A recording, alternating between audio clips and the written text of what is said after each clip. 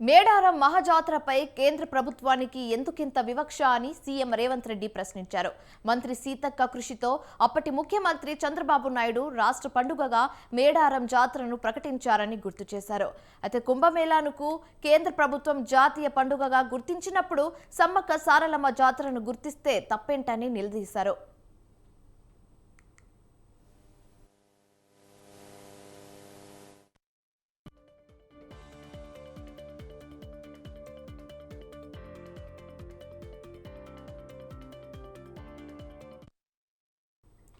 దక్షిణాది కుంభమేళాకు ప్రాముఖ్యత ఇచ్చినప్పుడు మేడారం జాతరను కేంద్రం ఎందుకు విమర్శిస్తుందని రేవంత్ రెడ్డి ప్రశ్నించారు.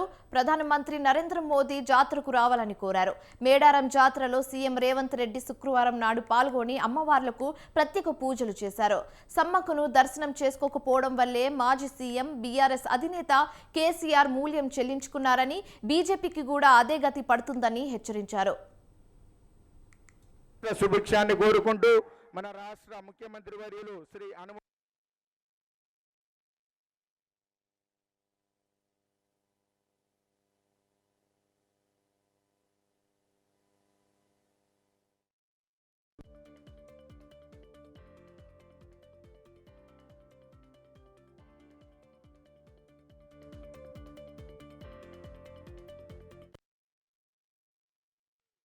సారలమ్మ సందర్శనకు దర్శించుకొని 4 కోట్ల తెలంగాణ ప్రజల యొక్క సుఖ సంతోషాలు, తెలంగాణ రాష్ట్రంలో మంచి వర్షాలు, మంచి పాడి పంటలు పండాలని, తెలంగాణ ప్రజలు సుఖశాంతులతో వర్ధిల్లాలి అని ఈరోజు దర్శించుకోవడానికి ఇక్కడ ఈ జాతరను సమ్మక్క సారలమ్మ దర్శనానికి పెద్దలందరూ విచ్చేసినందుకు రాష్ట్ర ముఖ్యమంత్రిగా వారికి మనస్ఫూర్తిగా ధన్యవాదాలు తెలియజేస్తాం. సమ్మక్క సారలమ్మ ఆశీర్వాదంతో ఈరోజు తెలంగాణ రాష్ట్రంలో ఇందిరమ్మ రాజ్యము కాంగ్రెస్ ప్రభుత్వం ఏర్పడ్డది. పెద్ద ఎత్తున రాబోయే సమ్మక్క సారలమ్మ జాతరను మా చేతుల మీదుగా భక్తులకు అసౌకర్యం కలగకుండా అన్ని రకాల ఏర్పాట్లు మేమే సొంతంగా పర్యవేక్షించి ఏర్పాటు చేస్తామని ఆ రోజు చెప్పడం జరిగింది. అదేవిధంగా ఈరోజు అమ్మల ఆశీర్వాదంతో అధికారం వచ్చింది. దాదాపుగా 1,50,00,000 మంది భక్తులకు ఎలాంటి అసౌకర్యం కలగొద్దు, ఏర్పాట్లలో లోపం ఉండొద్దు అని చెప్పి మా ప్రభుత్వం 110 కోట్ల రూపాయల నిధులను కేటాయించి,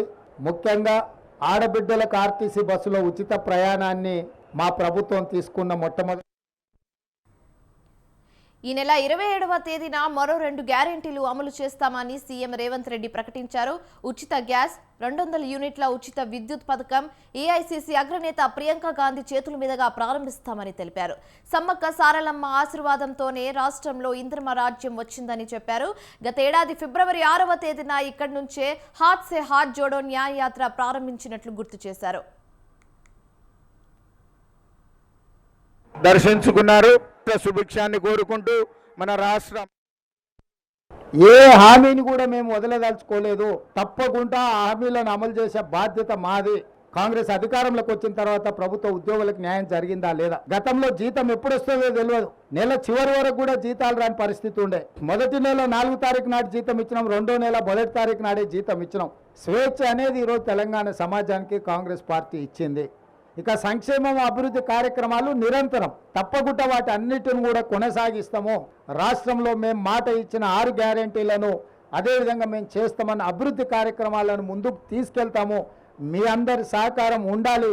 ఈ ప్రాంతాన్ని అత్యధికంగా నిధులతో జాతర వచ్చినప్పుడే అభివృద్ధి కాదు, జాతర కోసం నిరంతరం ఇక్కడ జరగాల్సిన అభివృద్ధిని కూడా స్వయంగా నేనే పర్యవేక్షించి మా ఇద్దరు సోదరిమణుల నేతృత్వంలో ఈ ప్రాంతాన్ని అభివృద్ధి చేసే బాధ్యత కూడా మేము తీసుకుంటాం. ఏ హామీని కూడా మేము వదిలేదలుచుకోలేదు. తప్పకుండా ఆ హామీలను అమలు చేసే బాధ్యత